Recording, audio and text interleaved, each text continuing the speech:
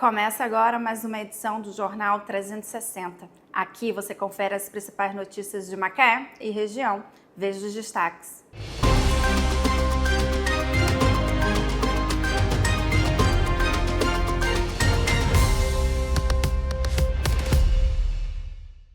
Profissionais de apoio à inclusão de alunos com deficiência nas escolas da rede participam de cursos de formação.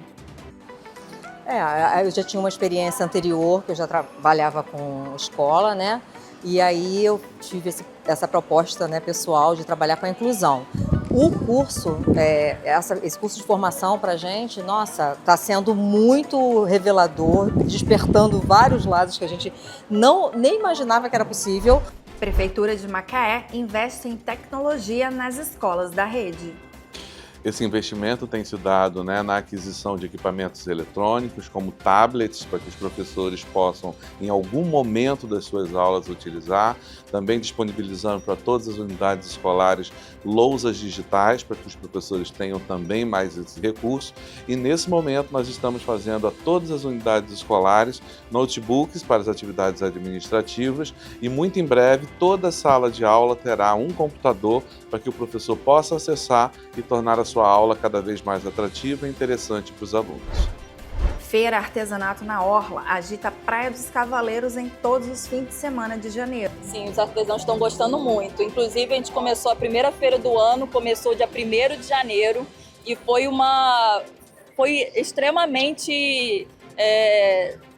extremamente importante para elas estarem aqui nessa data onde tinha muito turista na cidade, ainda tem, mas nessa primeira semana do ano as vendas foram a outro patamar, outro nível, porque foi realmente muito bom para elas. E o continuar desse mês também está sendo muito bom, está sendo melhor do que os outros anos anteriores, isso eu posso te afirmar.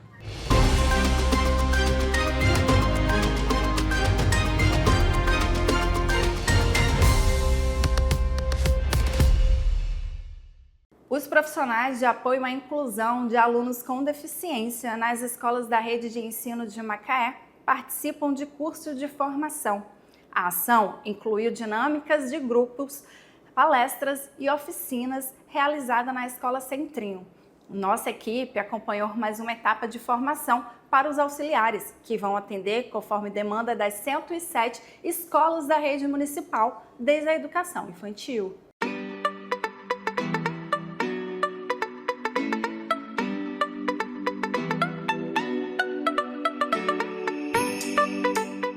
Três semanas de muito conhecimento para Kátia, que fará parte da turma de profissionais de educação inclusiva que atuará na rede municipal de ensino em 2025.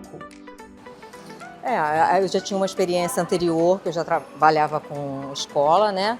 E aí eu tive essa proposta, né, pessoal de trabalhar com a inclusão.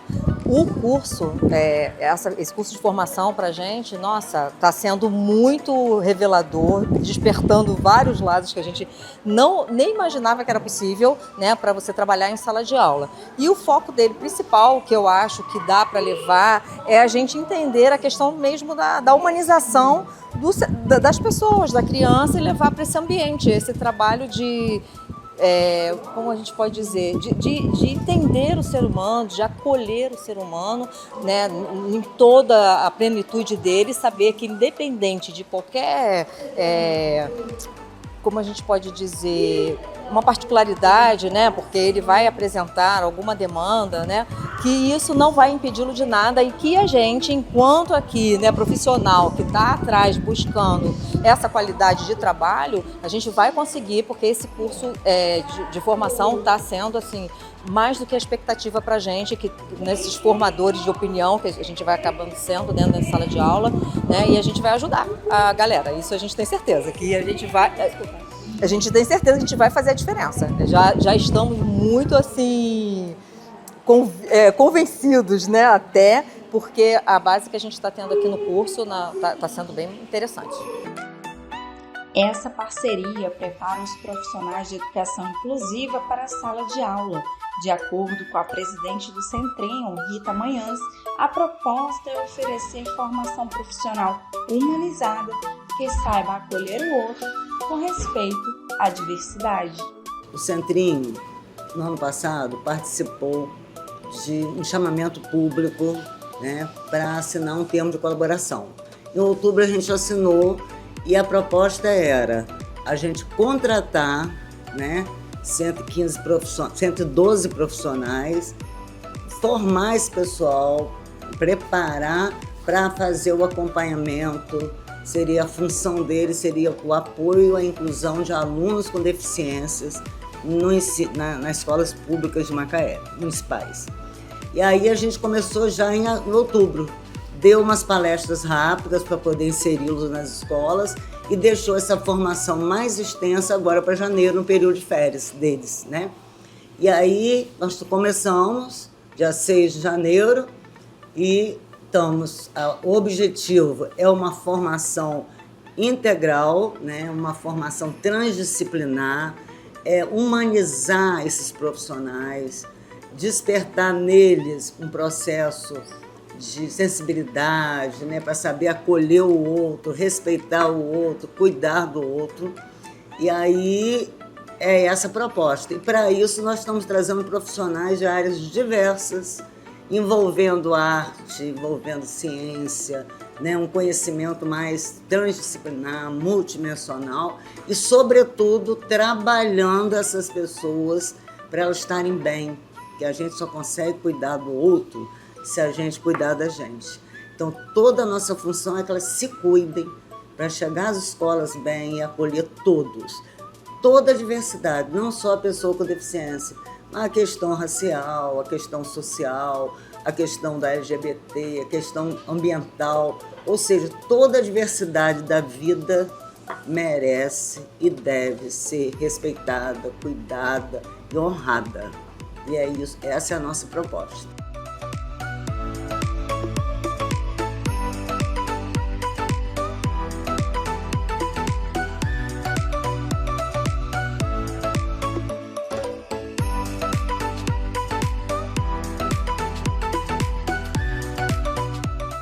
Então, o Centrinho começou há 35 anos a partir do meu filho.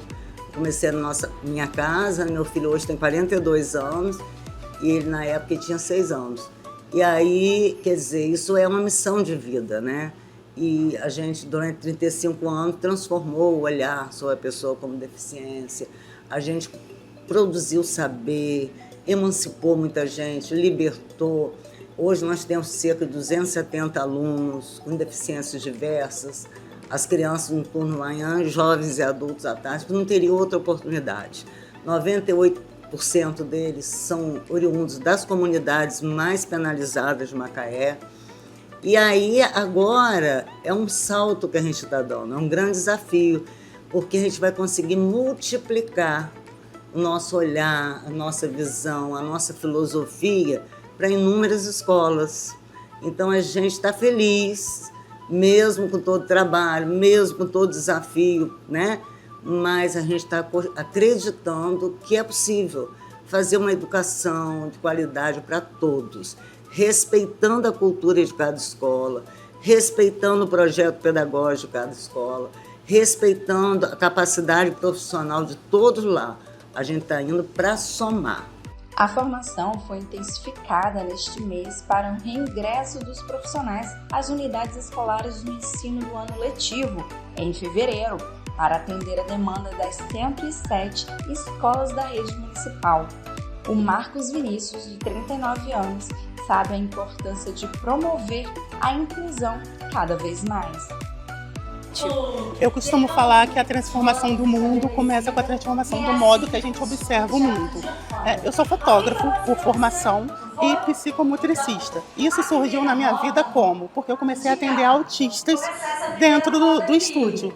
Então eu precisei entender a linguagem do corpo e entender as potencialidades. Então eu acho que o que mais me acrescentou aqui no Centrinho foi entender que não é um trabalho de inclusão, é um trabalho de potências. A gente lida com o indivíduo através da sua potencialidade, do que ele tem a nos oferecer. Então a gente aprende muito mais que ensina, e principalmente com a linguagem não verbal, que eu acho que é a que verbaliza tudo.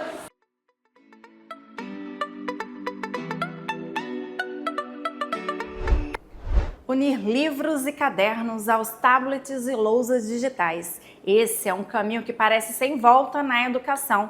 Redes de ensino buscam caminhos para o uso da tecnologia nas escolas onde os alunos aprendem tantos assuntos, por exemplo, robótica, pensamento computacional e outras disciplinas tradicionais.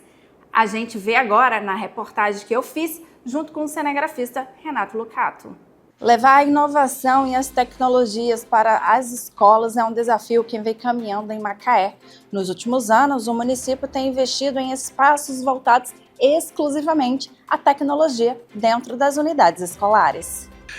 O município de Macaé ele é signatário, né, e apoia a legislação de educação sobre educação digital, uma lei do ano de 2023, e em razão disso fortes investimentos foram realizados no uso de tecnologia. E em razão disso, esse investimento na área de tecnologia tem permitido que os professores sejam cada vez mais assertivos, identificando as dificuldades dos alunos e calibrando as suas práticas pedagógicas. O conteúdo das aulas está na palma da mão, mas a tecnologia não substitui o livro. Ter um dispositivo como tablet ou lousas digitais para usar sobre o processo de aprendizagem é muito importante. De acordo com Roberto Dias, secretário de Educação, a tecnologia é uma aliada à aprendizagem em sala de aula. Nós temos uma premissa de que a tecnologia ela precisa ser uma aliada do processo educacional. Em razão disso, nós fizemos um investimento em tablets que permitem que os professores, no momento adequado, de forma planejada, possam fazer com que as aulas se tornem mais interessantes para os alunos e, da mesma forma, as lousas digitais, que são equipamentos que fazem com que exista um pouco mais de atração e um pouco mais de interesse dos alunos nos conteúdos curriculares, né, que os professores precisam abordar. É bem verdade que o momento do uso de cada ferramenta precisa ser planejado, não há um uso indiscriminado, e a gente percebe que todas as escolas que, de alguma forma, ordenam e disciplinam o uso da tecnologia, fica proibido proibir. E, nesse sentido, é interessante a gente perceber o quanto o uso dessas tecnologias e de outras podem ser verdadeiras aliadas do processo educacional. A tecnologia também abre novas possibilidades para a educação. Segundo Robério, é possível ter um conhecimento mais personalizado do estudante, como possíveis defasagens ou facilidades, e realizar o cruzamento de dados sobre diferentes aspectos de cada um, como habilidades socioemocionais e o desempenho cognitivo. Bom, além da robótica, do investimento no pensamento computacional, nós temos utilizado a tecnologia para promover o diagnóstico do aprendizado dos alunos. Numa parceria com o governo federal e também com a Universidade Federal de Juiz de Fora, nós hoje temos um sistema de avaliação que me permite saber o grau de aprendizado de cada aluno, identificando aqueles que estão em defasagem, aqueles que estão no nível intermediário ou aqueles que estão no nível proficiente. O uso da tecnologia para esse serviço é extremamente importante, porque a correção das avaliações se dá de maneira digitalizada, né? E isso faz com que a gente consiga personalizar o atendimento aos alunos e calibrar as práticas pedagógicas nas unidades escolares.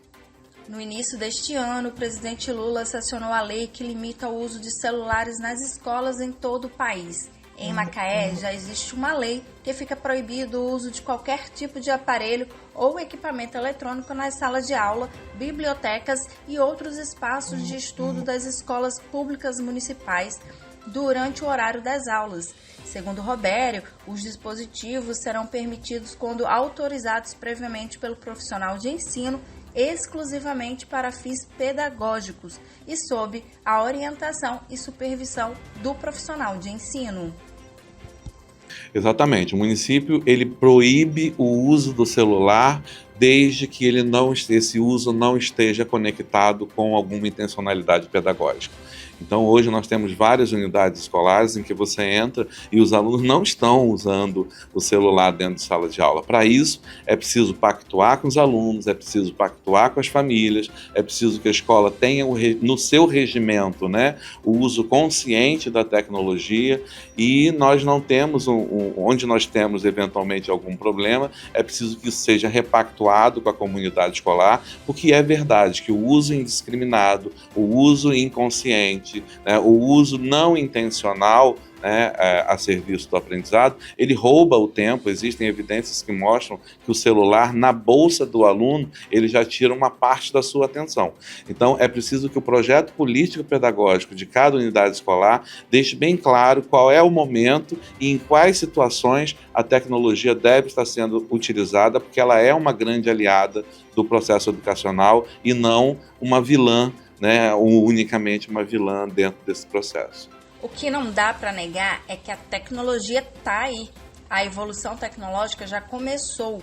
As escolas não são mais as mesmas. Está acontecendo uma mudança nos métodos de ensino, que inclui tablets e aplicativos nas salas de aula. E muitos já utilizam a plataforma de inteligência artificial para que o aluno aprenda explorando todo o seu potencial. Transformar a educação, mudando o jeito de ensinar e aprender. Conseguir despertar a atenção e o interesse do aluno faz parte da mudança. É um mundo digital definitivamente invadindo a educação. Que todos os professores possam utilizar aplicativos, né? O desenvolvimento do pensamento computacional, a sensibilização sobre o uso consciente da inteligência artificial, né? Que não pode estar de maneira alguma além ou prioritariamente sendo trabalhada a despeito do desenvolvimento cognitivo de cada aluno. E nós também temos vários cursos de formação para os profissionais, mostrando a eles quais são os aplicativos, né? Quais são os sites, quais são as estratégias recomendadas para que a tecnologia seja uma aliada do processo educacional e não um óbice, né? Um obstáculo para o foco atencional dos alunos. No próximo bloco, você vai conferir vagas de emprego e agenda cultural. Voltamos em instantes.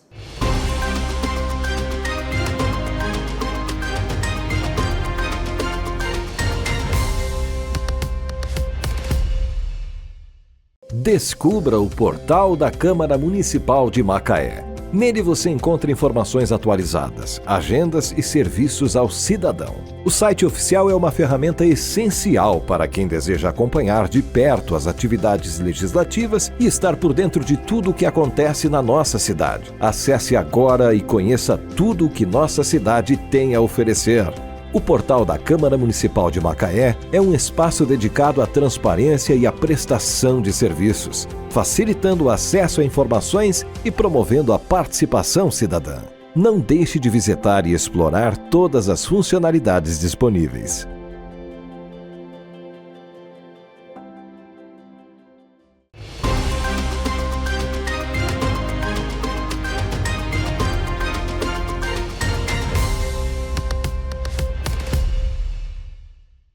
Voltamos para falar sobre a Feira Artesanato na Orla, que acontece na Praia dos Cavaleiros e segue até o dia 2 de fevereiro. Macaé está colorida e divertida, uma oportunidade de conferir de perto o trabalho que junta novidade e variedade de artigos exclusivos feitos à mão. Essa é a tradicional feira de artesanato na Orla, montada na Praia dos Cavaleiros, um dos principais cartões postais de Macaé. A Marcela mora em Ajuda de Baixo e veio curtir um pouco o local e a feira com a filha. Acho muito legal, né, valorizar o trabalho, né, das pessoas que realmente moram aqui. A gente sempre está dando uma passadinha, achamos até agora, estava procurando já também uma touquinha, já achamos também. Acho legal valorizar o trabalho, né, das pessoas locais e essa exposição também, porque às vezes a gente não sabe, né, e só a rede social às vezes não é o suficiente. A feira de artesanato é cheia de novidades. A dona Roseli faz essas bolsas em vários modelos, um talento que permite transformar tecidos em belíssimos trabalhos. É uma oportunidade que nós temos aqui de estar expondo os nossos produtos e as pessoas gostam bastante, então estou muito satisfeita. Eu vendo bolsas impermeáveis, tudo que faço, e meu material é um material resistente e agrada bastante os clientes. Vendo necessaire, bolsas térmicas, tudo na área da costura criativa. A costura criativa é uma costura que você vai criando a partir de uma peça de retalhos ou até mesmo de peças, reutilizar tecidos e coisas assim. Entre tantos produtos, a Andréia trouxe os mosaicos com pastilhas, louças e espelhos. Mas o queridinho dela é a mandala de cristal. Eu trabalho com diversos materiais. É pastilha, espelho, vidro, louça. Eu gosto muito de trabalhar com mosaico de cassete, que é a louça. Aí é uma variedade, né? O que vem na mente é assim, não, pensei numa coisa, é aquilo que eu vou fazer. E dá certo, né? Dá. Cada coisa que eu faço como se estivesse fazendo, usar na minha casa. Isso que faz ficar mais bonito, né? Porque é isso, você faz com amor. Quando você faz com amor, né, o trabalho fica diferenciado.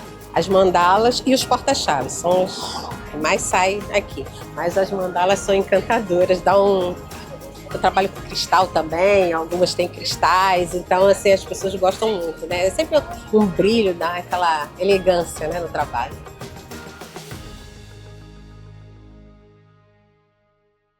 A matéria-prima da Mara é a madeira. Porta-retrato e quadro ganham contornos diferentes nas mãos dessa artista. E eu reciclo as madeiras, dou outro significado para elas, né? Eu recolho elas que seriam descartadas ou queimadas e aí eu transformo elas em arte, né? Eu posso usar resina, eu posso fazer a usinagem da peça e depois aplicar uma resina, colocar uma cor, fazer um mapa. A arte ela pode ser em alto ou baixo relevo. Tenho essa arte aqui que ela é em baixo relevo e tenho essa aqui que ela fica em alto relevo. Então eu consigo fazer várias peças diferentes com a madeira. Eu moro aqui no bairro e sempre passo, sempre vejo os produtos, já comprei produto pet, comprei produto para criança, comprei produto lá para casa. Eu sou consumidora da feira. Eu gostei aqui das placas da Mara, né? Falei com ela que eu queria um desse lá para casa, um abridor de garrafa. Eu queria levar um desse para colocar no meu cantinho de churrasco. A Feira Artesanato na Orla é uma opção de lazer que o público pode encontrar um pouco de tudo, como os artigos exclusivos feitos à mão. Essa feira começou há 6 anos com 12 estandes. Agora tem 72 associados que se revezam. Estamos aqui todos os finais de semana, agora na alta temporada, até o dia 2 de fevereiro, aguardando vocês. É muito importante para a economia do município essa feira de artesanato e estamos aí atendendo os turistas, os visitantes e todos gostam muito do nosso artesanato e levam para casa e depois falam com a gente, dão um feedback positivo e estamos muito felizes com isso. De acordo com a Valesca Freire, secretária municipal de Cultura, a Feira Artesanato na Orla movimenta a economia, gerando renda e desenvolvimento socioeconômico da cadeia produtiva artesanal. Lembrando, né, que o artesanato está ligado ao trabalho manual. Ele requer muito tempo de dedicação, né? É importante lembrar que ao adquirir uma peça de artesanato, ela não é simplesmente um produto material que você vê ali. Ela é um produto de tempo, ela requer muitos detalhes, muito cuidado. Por isso o valor da mão de obra, né, em uma peça de artesanato é tão simbólica. E por vezes até usando também produtos e peças originárias da natureza. Além de ser uma peça cultural de extrema importância, né, a gente reforça a cultura de um povo, a cultura do teu lugar. O artesanato, ele é importante vetor para o desenvolvimento econômico e social, porque muitos artesãos, eles criam produtos e vivem da renda daquele produto criativo, o que estimula uma economia, né, que não para de crescer. Então, que bom, temos hoje cerca de 100 artesãos expondo pela cidade, na Lagoa de Boacica e na Orla da Praia dos Cavaleiros.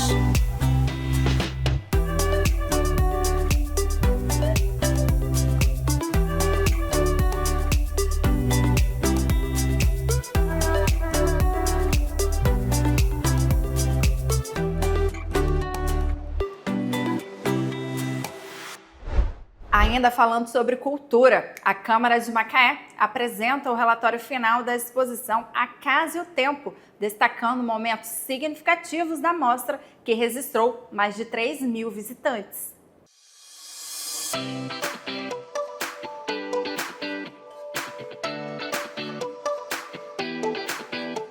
A Câmara de Vereadores de Macaé apresentou um relatório final da exposição A Casa e o Tempo, que ocorreu durante 6 meses aqui no Centro Cultural do Legislativo. Ao total, foram 3.278 visitantes e 139 dias úteis de museu aberto. Esse relatório é a culminância de um trabalho muito, eu sou suspeito para falar, mas um trabalho muito bonito, um trabalho que foi muito bem aceito pela população macaense, que foi a exposição A Casa e o Tempo, em 189 anos de histórias. Uma exposição que contou a história da antiga casa de Câmara do município de Macaé, que também havia sido uma casa de família, de um traficante de pessoas escravizadas e que se constrói numa dinâmica junto com essa Vila São João de Macaé e depois com a cidade de Macaé. Foi uma exposição pensada para retratar essa história, essa trajetória dessa casa emblemática no município. E ao final dessa exposição, depois de 6 meses, na prática, 139 dias de museu aberto, nós preparamos esse relatório, mais assim no sentido de um relatório cultural, um relatório que pudesse atingir ao público que participou dessa exposição, um relatório também que pudesse atingir as pessoas, dirigentes, os políticos, os responsáveis por cultura no município de Macaé. E o relatório aponta isso. Em tão pouco tempo, uma exposição que teve um sucesso grande e que as pessoas lamentaram muito que ela chegasse ao fim. As pessoas acreditavam, pediam, queriam que ela se tornasse uma exposição permanente. Entre as páginas do documento, tem uma que é a preferida do historiador Meinardo Rocha. É essa página aqui. Ela não é uma página de elementos culturais, de objetos que foram montados para a exposição. Isso é interessante, porque é uma página que retrata a antiga cadeira do presidente da Câmara, apenas um detalhe, é uma cadeira muito rebuscada, e também apenas o pé de um Cristo crucificado que foi doado para o Salão do Tribunal do Júri em 1940.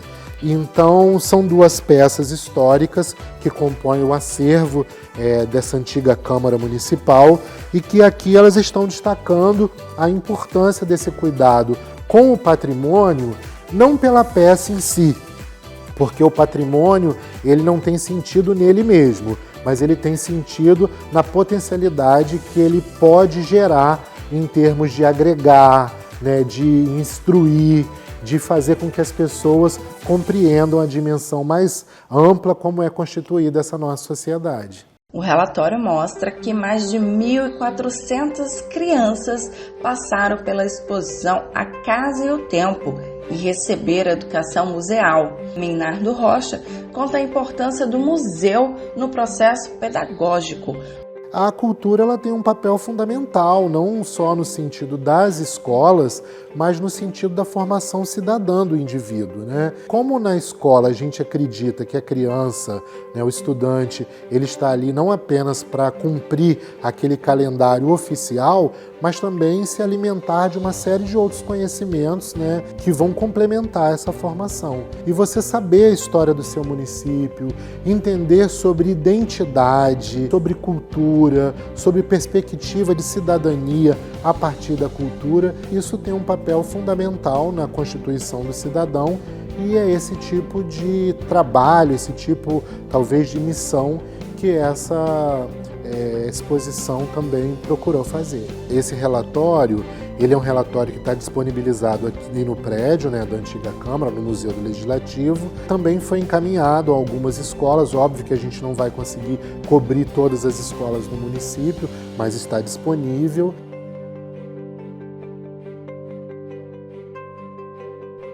A exposição também aproxima o público do acervo, conscientizando sobre a importância de conhecer e valorizar a história local.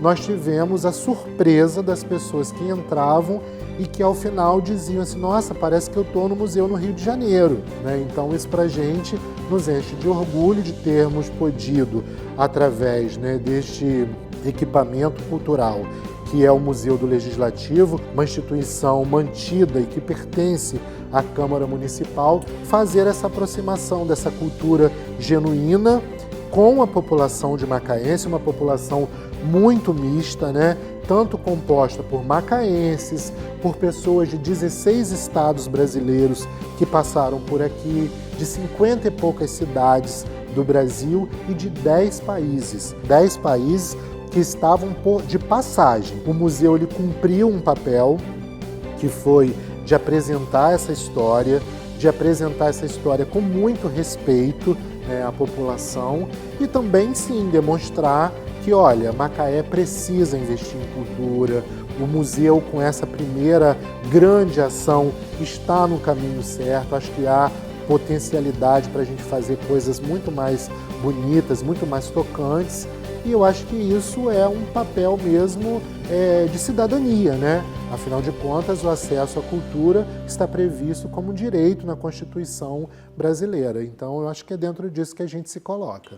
Além de retratar momentos marcantes da história de Macaé, a exposição também ofereceu uma perspectiva da cidade ao longo dos anos, desde os seus primórdios como uma vila de pescadores até a sua ascensão como um dos polos petrolíferos mais importantes do país. Macaé, durante muitos anos, foi vista como uma cidade que não tinha cultura, né? É muito comum você ouvir isso das pessoas, Macaé não tem cultura. Quando a gente pensa o conhecimento sobre o campo da cultura, Macaé, com a chegada de tantas pessoas de fora, de outros municípios, de outros países, ela deixou de ter uma cultura dominante local e passou a viver pulverizada de muitas outras culturas, mas que não tinham força para ser a cultura dominante. E talvez aí depois desse período, né, de petróleo que começa no final dos anos 70, talvez nesse momento que nós estamos vivendo,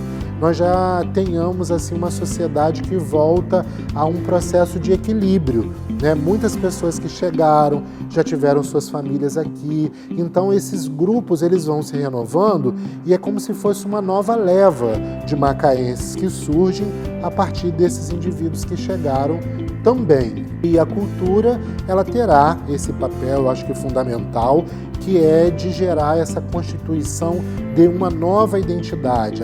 A Macaé do petróleo, mas de onde ela veio e também para onde ela se direciona, né? Esse talvez tenha sido o sentido que fez com que as pessoas que passaram pela exposição, e que eu tive assim, a oportunidade de acompanhá-las quase que na totalidade, elas se sentissem tão abraçadas pelo conhecimento, porque era um conhecimento que talvez estivesse assim faltoso nelas, quase como se elas tivessem uma sede de conhecer aquela história, que é uma história que está diluída na nossa sociedade e que a exposição fez o papel que foi, né, de juntar isso tudo, condensar e apresentar de uma forma lúdica, de uma forma bonita, de uma forma assim bem cuidada para essas pessoas, né, com muito respeito. E eu acho que esse foi assim o mote do sucesso dessa exposição.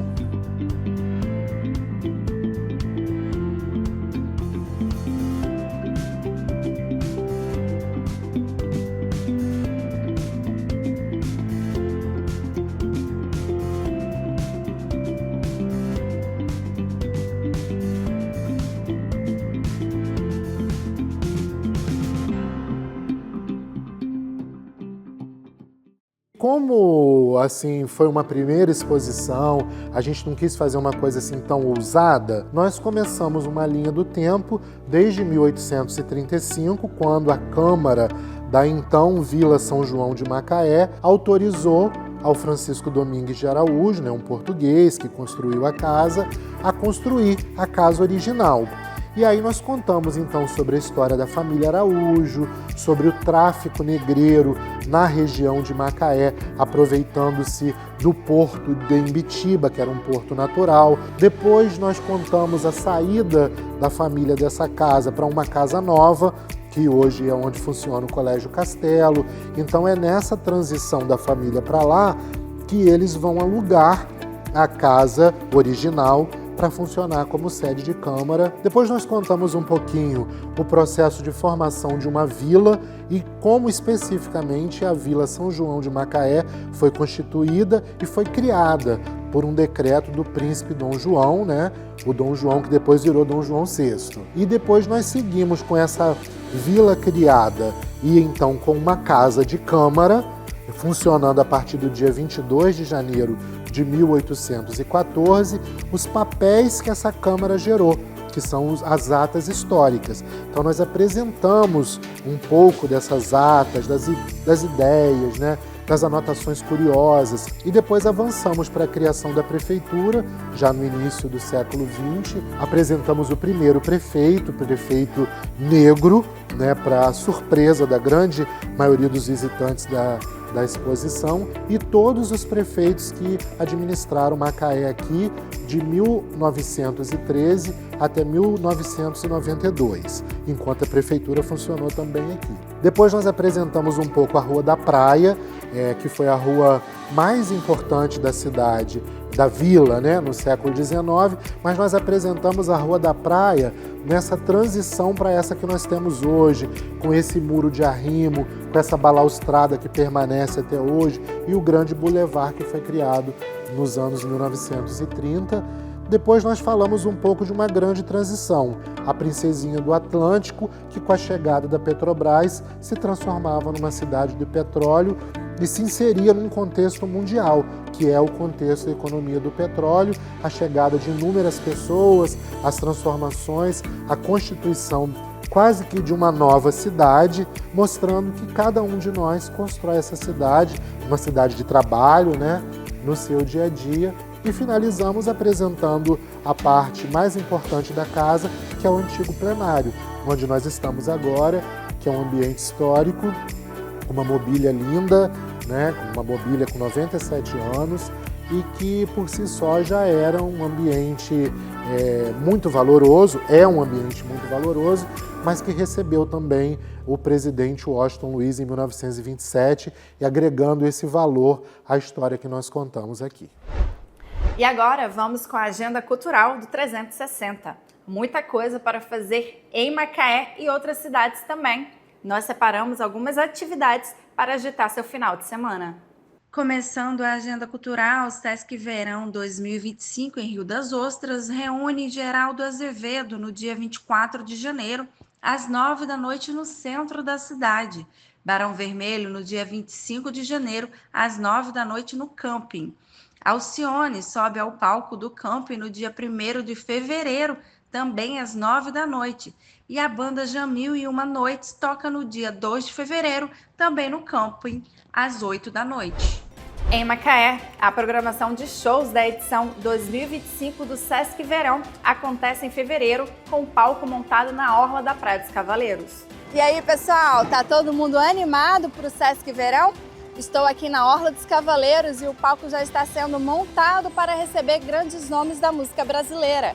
Os shows começam em fevereiro, sempre às 21 horas, com as atrações Nando Reis, dia 1º, Xande de Pilares, dia 8 e Paralamas de Sucesso, dia 15. O evento é gratuito e promovido pelo Sesc Rio, em parceria com a Prefeitura de Macaé. Nesta semana, a Prefeitura de Macaé disponibilizou mais de 100 vagas para quem busca novas oportunidades no mercado de trabalho.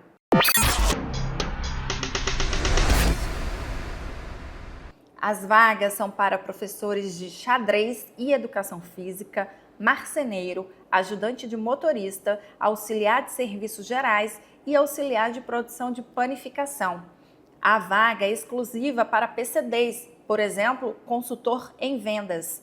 Os interessados devem procurar a Secretaria Adjunta de Trabalho e Renda, localizada na Avenida Nossa Senhora da Glória, número 1181, no bairro Praia Campista. Para mais informações, ligar para o número 222763-6344. O Jornal 360 fica por aqui. Acompanhe toda a programação da TV Câmara Macaé no YouTube ou no aplicativo para celulares Android e iOS. Até mais!